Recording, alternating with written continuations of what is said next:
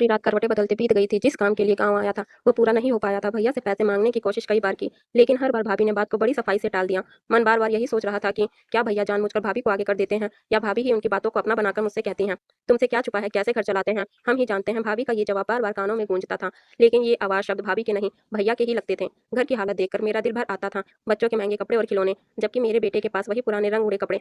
पत्नी उषा के ताने अब सपनों में भी पीछा करने लगे थे। आपके हिस्से की खेती का हिसाब भी नहीं माँगते, बस हर बार माँ से दया की उम्मीद रखते हैं। कब तक ऐसे चलेगा? एक तरह से उषा ठीक ही कहती थी। बिट्टू अब 8 का हो चला था और शहर में उसका दाखिला किसी अच्छे स्कूल में करवाना जरूरी था, लेकिन स्कूल की फीस, किताबें, ड्रेस सब कुछ मिलाकर इतना खर्च की मेरे सरकारी कलर की तनख्वाह से वो निकालना नामुमकिन था। इस बेचैनी में ही सुबह हो गई। खिड़की से माँ की आवाज़ आई, जा क्या? आकर मेरे पेड़ पौधे देखना। कहने का मन तो था, लेकिन माँ की आवाज़ में कुछ ऐसा था कि चाहकर भी मना नहीं कर पाया। बाहर निकला तो देखा माँ अपने पुराने हरे स्वेटर में बालों में हल्की चांदी की झलक लिए बाल्टी उठाए पौधों को पानी दे रही थी। मेरा गुस्सा फूट पड़ा। घर में इतने लोग हैं, लेकिन पौधों में पानी आप ही डालती हैं। पाइप क्यों रखी है जब बाल्टी से ही पानी डालना है? माँ चुपचाप मुझे देखती रही, फिर बिना कुछ कहे अचानक मेरी जैकेट की जेब में कुछ डाल दिया। तुझे बिट्टू के एडमिशन के लिए चाहिए होंगे ना, चुपचाप अटेची में रख दे। जेब में हाथ डाला तो 4 रुपयों का एक बंडल था। नोटों की महक मेरी बेचैनी से रड़ने लगी। मैं स्तंभ था। माँ, आपको कैसे पता चला? माँ मुस्कुराई। माँ हूँ तेरी, तेरा चेहरा सब कह जाता है। जब से आया है रात भर करवटें बदल रहा है, खाने में भी मन नहीं। समझ गई। मैंने संदेह से पूछा, ये पैसे कहाँ से आए? भैया से लिए क्या? माँ ने सिर हिलाया, नहीं रे, 2 पुरानी अंगूठियां थी तेरे बाबूजी की दी हुई, बेच दी। मैं कुछ बोल नहीं पाया। माँ ने बाल्टी को आगे बढ़ाया और एक पौधे की तरफ इशारा करते हुए कहा, ये देखो, सबसे अच्छे फूल इसी में आते हैं, जो तुम बीकानेर से लाए थे। मैं कुछ बोलने ही वाला था कि भाभी आ गई।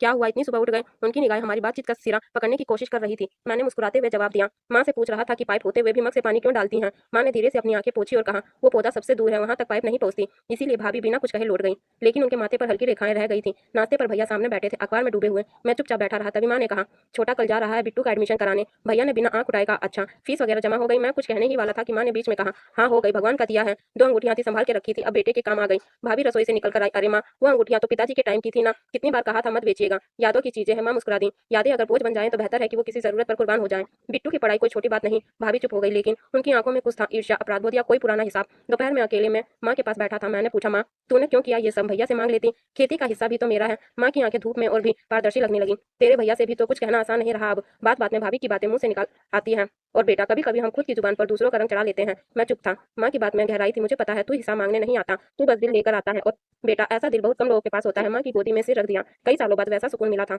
अगले दिन वापसी से पहले अटैची बांध रहा था तो भाभी आई। थोड़ा हिचकते हुए बोली, भाई साहब, बिट्टू के लिए कुछ कपड़े रख दिए हैं, नीलू के पुराने हैं पर अच्छे हाल में हैं। मैंने शुक्रिया कहा। फिर वो बोली, माफ कीजिएगा अगर कोई बात गलत लगी हो। कभी कभी मैं भी समझ नहीं पाती कि किन बातों में भैया की आवाज होती है और किन में मेरी।